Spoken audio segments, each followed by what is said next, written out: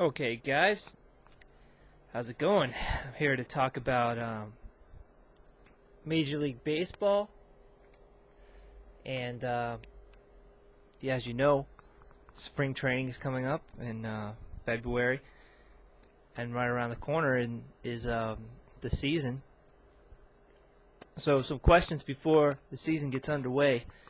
I'd like to pay attention to a couple players, and first of all, I want to talk about Ken Griffey Jr.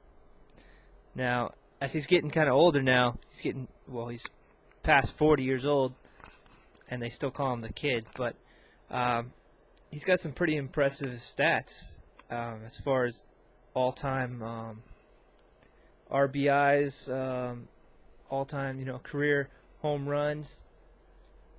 Looking specifically at his home run records,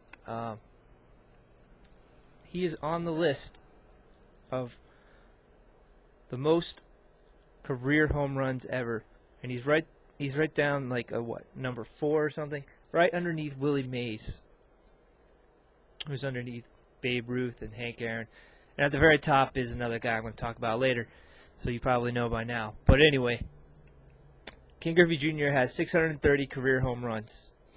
That's quite impressive. But if you think about it, he's been playing since like 1989 or something like that, so that's a long time.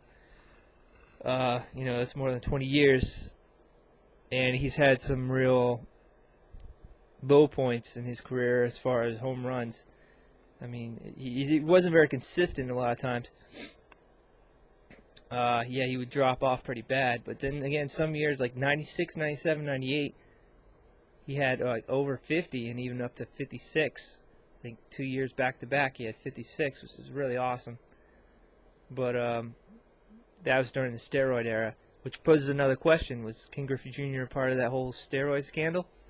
And if he was, what's going to be the end result with his career? Will he get into the Hall of Fame? Things like that. But, so Griffey needs to get 30 more home runs in his career in order to at least tie Willie Mays. So if he can get 31, that would be nice. But the way his home runs have been trending recently, not very consistent, with the low of 10 home runs and a high of 20 home runs, it's looking bad. So if he has a good year, you could say he might get up to 20 or a little bit more home runs. But if he has a bad year, then he'd get maybe 10 home runs. But most likely he's going to get somewhere in between there, like 15 to 18 or something like that. But he really needs to get at least 31, and I don't think he can do it in one season and just this season alone. So he's going to probably have to go another season of 2011 if he can make it that far. I don't know, because injuries and whatnot. But I'd like to see it happen, that's for sure. And the other guy I want to talk about is, of course, Barry Bonds, the all-time career home run killer. Will anybody actually hire Barry Bonds? Will Major League Baseball allow him to compete? And if so, what kind of performance can we expect from him? But I was reading online, doing some research about Bonds, and his agent actually told the press, and I think what was the source was like San Francisco Herald or something like that, that Barry Bonds will never play for Major League Baseball again, because reportedly it's impossible for his agent to get him any work. No team is interested in Barry Bonds. It was really hard to get anyone interested in him in 2007, and nobody did. And in 2008, no one was interested.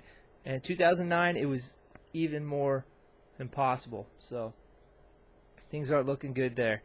But Barry Bonds definitely has more records to be broken. Like he's on the verge of breaking quite a few records if they ever gave him like one last chance. But it's very unfortunate that he's not going to get it. And most likely because he lied about using steroids or performance enhancers or whatever. He lied to the federal grand jury, and that is not being forgiven or taken lightly at all. But I'm not here to talk about whether or not we should forgive Bonds or allow him to play.